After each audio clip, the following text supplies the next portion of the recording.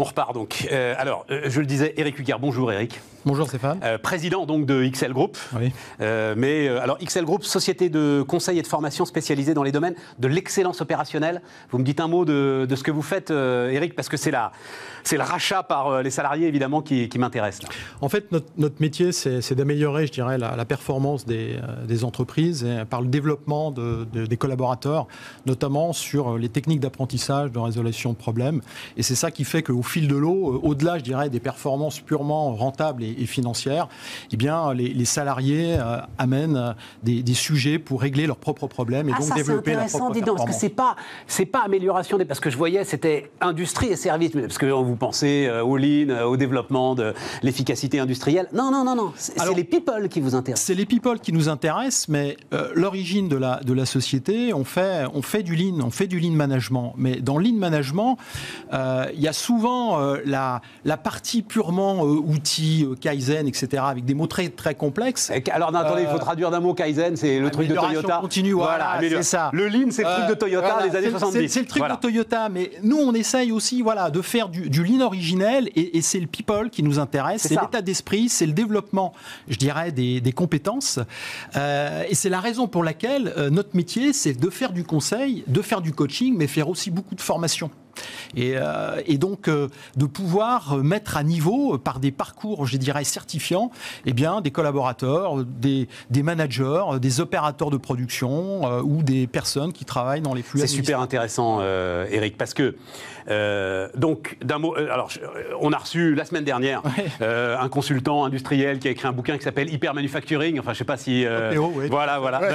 Et vous avez vu ça. Mais non, mais c'est super intéressant parce que en gros, je le dis très vite, je fais le résumé évidemment pour ceux qui nous regardent.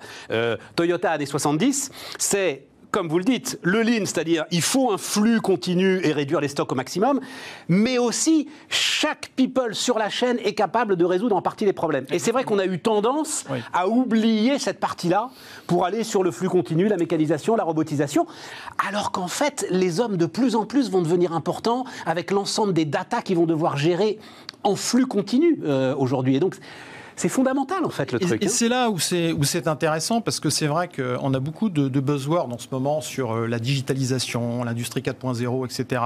Il est clair que de plus en plus, dans nos usines, y compris même dans les services transactionnels, on parle beaucoup de robotisation, de RPA, d'intelligence artificielle. Mais l'idée d'une usine sans people, moi, personnellement, en tant que consultant et ancien patron de prod et patron d'usine, ça ne me fait pas vraiment rêver. Donc, l'objectif, c'est bien évidemment de combiner le lean originel avec ce qu'on vit aujourd'hui, c'est-à-dire oui les tablettes, oui le traitement des data, oui l'analytics, oui les big data, etc. Donc ça c'est clair que ça fait partie, je dirais, de notre ère et c'est bien, mais voilà, c'est réconcilier le people qui est sur sa chaîne ou dans son atelier ou dans son service avec les outils, je dirais, numériques d'aujourd'hui. Il y a quelques années, un industriel m'avait dit, alors c'est un truc que je crois que c'est la première fois que la cite ici, j'adore ça, cette anecdote. Tu sais ce que c'est, l'usine du futur? C'est un homme et un chien. Oui. L'homme pour donner à manger au chien, le chien pour s'assurer que l'homme ne touche à rien. Voilà, c'est ça le truc. Voilà, mais c'est pas vrai. Mais en fait, je réalise. C'était il y a quelques années. Oui. Et en fait, tout le mouvement industriel me montre que non, finalement. À un moment, justement, dans la gestion de l'ensemble des sujets de production, les people vont rester indispensables dans l'usine. Ah ben, ça, c'est notre, je dirais, c'est vraiment notre cœur de métier. C'est notre passion. C'est aussi la raison pour laquelle on a racheté la boîte, parce que avec l'ensemble des managers et des associés, puisqu'on avait déjà créé en fait une structure où moi j'avais 10% dans l'entreprise, et là on a complété puisqu'on a en fait racheté la part du cédant majoritaire.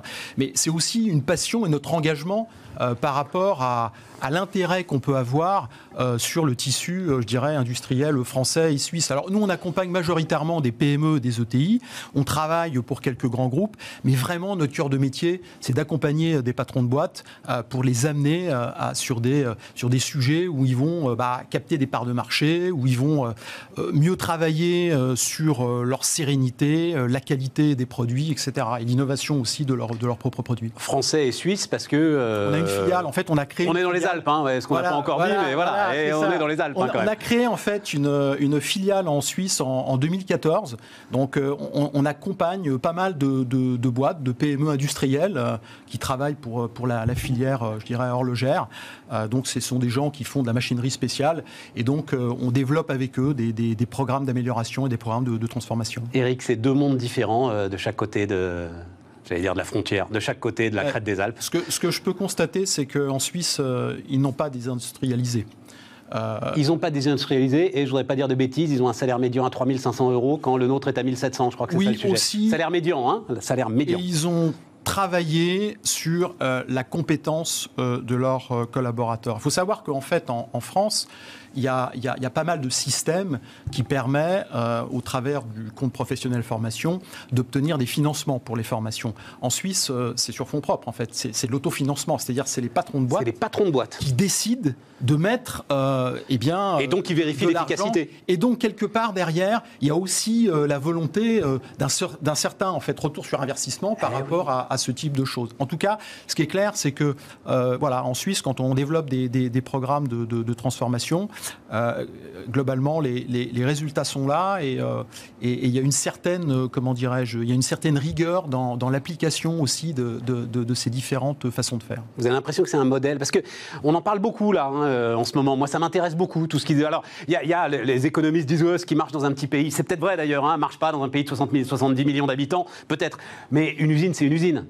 Je comprends que pour le consensus social et politique, ce soit compliqué, mais pour une usine, c'est la même. Une chose est sûre, dans l'arc du Jurassien, près de Delemont, il y a vraiment des pépites, c'est-à-dire qu'il y a des entrepreneurs qui, souvent d'ailleurs, ce sont des boîtes familiales, et ce sont des entrepreneurs qui vraiment développent leur outil industriel en travaillant aussi sur beaucoup d'innovation. C'est-à-dire que l'innovation, ce n'est pas uniquement un buzzword, entre guillemets, il y a vraiment de l'innovation sur leurs produits industriels, et c'est ça aussi, je pense, qui fait, je dirais, sur certaines thématiques, sur certaines filières, en fait, une force extraordinaire de leur industrie. La reprise dont XL, donc vous avez un patron fondateur, c'était le fondateur de la boîte ? Non, c'était pas le fondateur, il avait déjà fait une reprise sous forme de LBO. Qui décide de passer la main. Exactement. Là, c'est quand même parfois un saut dans l'inconnu pour l'entreprise. Oui. Entreprise, alors on ne l'a pas dit, qui fait 5 millions d'euros de chiffre d'affaires, c'est ça Oui, un peu moins de 5 millions en 2019. Mais c'est juste pour dire que c'est une entreprise qui n'a pas non plus la force de se gourer, quoi. Et non. Voilà, il faut faire gaffe à ce qu'on fait quand on fait 5 millions d'euros de chiffre d'affaires. C'est clair, oui. je vous le confirme. Il faut faire très très attention. Et donc, tout de suite est venue l'idée, alors c'est quoi ? C'est les cadres dirigeants. Comment est-ce que... À combien vous la reprenez d'ailleurs, cette entreprise ? Vous êtes combien ? À 7 plus un actionnaire minoritaire qui rentre, qui est un cabinet, je dirais, d'ingénierie financière. Sur combien de salariés ou de collaborateurs dans la boîte ? À peu près 30 collaborateurs. D'accord. Et quoi ? C'est ceux qui avaient les moyens, ceux qui avaient l'envie. Comment est-ce qu'on fait le choix de l'équipe qui va reprendre le truc ? En fait, il y avait à peu près 3 ans, on a fait le pari, on était à peu près 3 cadres dirigeants, entre guillemets, et donc on a fait une opération qui nous a permis de monter au capital. Et on a procédé à un certain nombre de réorganisations au sein du cabinet pour structurer un peu notre cabinet, pour monter des managers conseils. Donc, ce sont des gars qui, en fait, ont des équipes de consultants et des équipes de formateurs.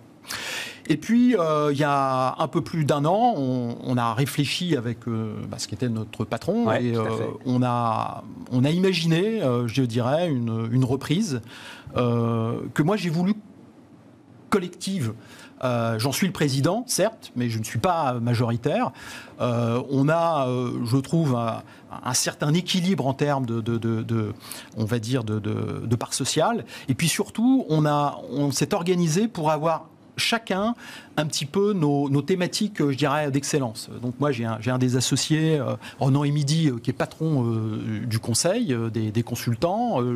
J'ai Jean-Christophe Brouette qui s'occupe du marketing, de l'innovation et puis de la formation.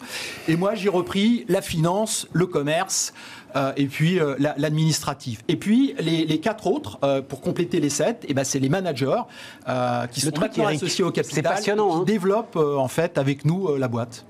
Et les collaborateurs, bien évidemment. Il va falloir bien vous entendre. Hein. Alors, c'est ça le truc là maintenant. Hein.